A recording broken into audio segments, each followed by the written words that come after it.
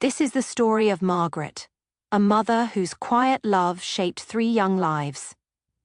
She worked long nights at a small table under a single yellow light, sewing until her eyes felt heavy.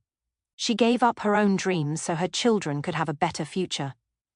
Margaret felt proud as she watched them grow, believing her sacrifices were worth it. But time passed, and her old house slowly fell silent. The rooms held memories, not voices. Margaret often sat by the phone, waiting, telling herself her children were busy with their own lives. A small ache lived in her chest, but she pushed it away. Her children did not know it yet, but one day they would learn the truth. There came a moment when her phone stopped ringing forever. When Margaret was younger, her days were long and her nights even longer. She sat beside an old sewing machine until midnight, guiding the cloth with tired hands.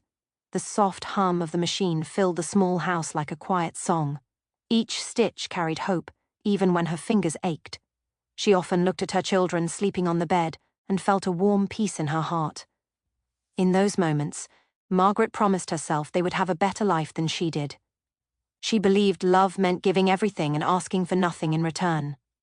Time moved on, and the past slowly faded into silence. The sewing machine now stood in the corner, covered with a thin layer of dust. The house felt too big and too quiet for one person. Margaret walked from room to room, touching old chairs and faded photographs. In other cities, her children lived busy lives. Mark listened to the sound of a keyboard all day. Lucy woke up to phone alerts and travel plans. David heard laughter and noise from his own children. Margaret felt proud of them, yet the silence around her grew heavier each day. One evening, Margaret held her phone and stared at the screen. A thought crossed her mind, and she typed a short message about feeling tired. Her thumb stopped. She felt afraid of being a burden. Margaret deleted the words and placed the phone face down. She told herself they were busy and waited in the quiet house once again. That morning, Margaret felt unusually tired. A deep cough settled in her chest and refused to leave. She rested her hand on the table, waiting for the feeling to pass. It did not. A quiet worry grew inside her. She thought of her children. She told herself she should not complain, but her breath felt short. After a long pause, she picked up the phone. Her fingers shook as she searched for the first number. Mark answered while staring at a screen full of numbers. He did not look up. Margaret spoke softly, trying to sound calm. Mark listened briefly, then sighed. "Mom, I'm sorry," he said. "Hospital bills are expensive. Things are tight right now." He rubbed his temples and checked the time. Margaret felt a small drop in her heart. She said she understood and ended the call. Mark stared at his screen for a moment, then moved his mouse and returned to work. Margaret waited, then called Lucy. Lucy was choosing a seat on a plane, smiling at her phone. She spoke fast and brightly. "Oh, Mom," Lucy said, "I really need this vacation. I worked hard all year. I promise I'll visit when I get back." She tapped the screen and laughed at a message. Margaret felt proud of her daughter and did not ask for more. She said she was fine and ended the call. Lucy slipped her phone into her bag and turned back to the flight screen. Margaret took a deep breath and called David. Children's voices filled the line. Toys hit the floor. David listened and closed his eyes. "Mom," he said, "you know it's a 6-hour drive. I can't just leave my wife and kids. Maybe next month." He looked at his son and felt tired. Margaret felt the weight of his words. She told him it was okay and ended the call. David watched his children for a moment, then stayed where he was. Margaret placed the phone down and walked to the window. Children played outside, laughing freely. She watched them, and a warm memory rose in her chest. She opened an old cabinet and took out a photograph. 3 small faces smiled back at her. "They're just busy," she whispered to herself. "They have their own lives now. They're good children." She smiled weakly and believed it, because she wanted to. A few days later, Mark started a group call. "Someone needs to do something," he said firmly. "Mom can't be alone."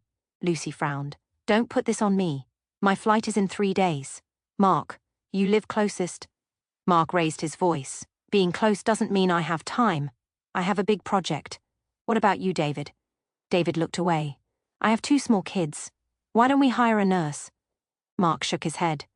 Do you know how expensive that is? The call ended with no plan. Margaret knew nothing about the argument. She filled the kettle with water, her hands trembling as she poured tea into an old cup. She sat at the table, staring at the empty wall. The room felt still. The children had their reasons. But sickness did not wait for reasons. Another call was coming.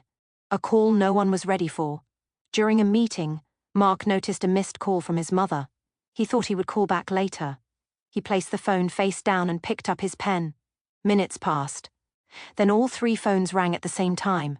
The number was unfamiliar. A neighbor's voice spoke, low and urgent. Your mother is in the hospital. She collapsed. Mark dropped his pen. Lucy stared at her screen as the words blurred. David sat frozen, the noise around him fading away. At the hospital, they stood together in a quiet hallway. A doctor spoke softly. Your mother kept saying she didn't want to be a burden to you. The words hung in the air. In that moment, all their excuses fell away. A few days later, the phone rang again. We are sorry, the voice said. Your mother has passed away. Silence followed. They returned to the old house. Everything looked the same, except Margaret was gone. While cleaning, Lucy found a small wooden box under the bed.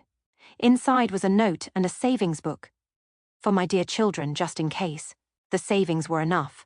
For hospital bills, for travel, for every excuse they had made. The money brought no peace, only regret.